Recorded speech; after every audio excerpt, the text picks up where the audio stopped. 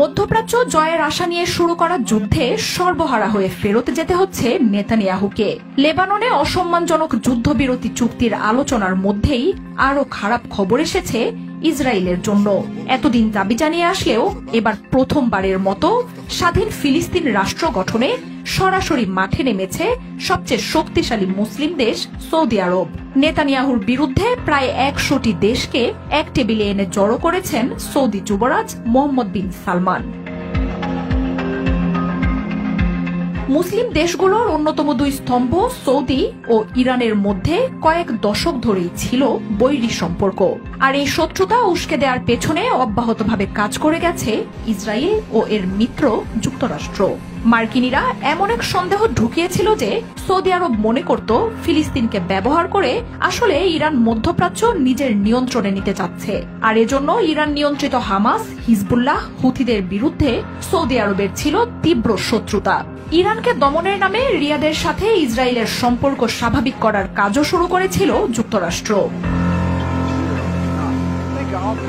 তবে ১ বছর ধরে ফিলিস্তিনে ইসরায়েলের নির্বিচার গণহত্যায় এবার ভুল ভেঙেছে সৌদি আরবের। মোহাম্মদ বিন সালমান বুঝতে পারছেন ইরানের সাথে বৈরিতা জিইয়ে রেখে এতদিন নিজেদের আগ্রাসন বাড়িয়েছে ইসরায়েল ও যুক্তরাষ্ট্র। দুই শক্তিশালী মুসলিম দেশের বিভেদকে কাজে লাগিয়ে ফিলিস্তিন, লেবানন, ইরান, ইয়েমেন, ইরাক, সিরিয়াকে মুছে ফেলতে চেয়েছে যুক্তরাষ্ট্র ও ইসরায়েল। তবে দেরিতে হলেও ঘুম ভেঙেছে সৌদি আরবের। ইরানের বাড়ানো বন্ধুত্বের হাতে হাত মিলিয়ে এবার মুসলিম বিশ্ব এক কাতারে এসে দাঁড়িয়েছে। গাজা জুড়ে ১ বছরের বেশি সময় ধরে চালানো গণহত্যায় সৌদির সমর্থন আদায় করা তো দূরের কথা, মুসলিম দেশগুলোর কাছে ইসরায়েল এখন শুধুই ঘৃণার নাম। বিশ্বজুড়ে ইসরায়েল বিরোধী মনোভাব এত তীব্রতা আগে কখনোই পায়নি। মুসলমানদের ওপর ইসরায়েলের আগ্রাসন চিরতরে বন্ধ করতে তাই উঠে পড়ে লেগেছে সৌদি আরব। গেল সেপ্টেম্বরেই সৌদি যুবরাজ স্পষ্ট ভাষায় জানিয়ে দেন, ফিলিস্তিনের স্বাধীনতা ছাড়া ইসরায়েলের সাথে কোনো দিনই সম্পর্ক স্থাপন করবে না সৌদি। এবার স্বাধীন ফিলিস্তিন রাষ্ট্র গঠনে ৯০টির বেশি দেশকে রিয়াদে এক করেছেন মোহাম্মদ বিন সালমান। সৌদির উদ্যোগে দ্বিরাষ্ট্র গঠনের উদ্দেশ্যে বিশ্বের নতুন এই আন্তর্জাতিক জোটটি গেল মাসেই আত্মপ্রকাশ করে। এর মাধ্যমে ফিলিস্তিনের স্বাধীনতা আদায়ে আফ্রিকা, মধ্যপ্রাচ্য, ইউরোপ, এশিয়ার মতো দেশগুলো এক কাতারে সমবেত হয়েছে।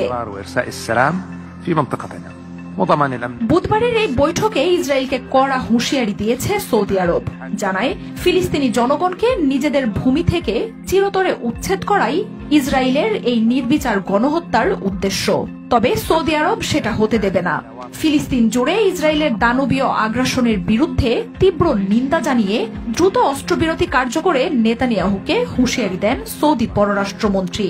নিরীহ ফিলিস্তিনিদের উপর নেতানিয়াহুর আগ্রাসন বন্ধে স্বাধীন ফিলিস্তিন রাষ্ট্র গঠনের কোনো বিকল্প নেই বলেও স্পষ্ট বার্তা দেয় সৌদি।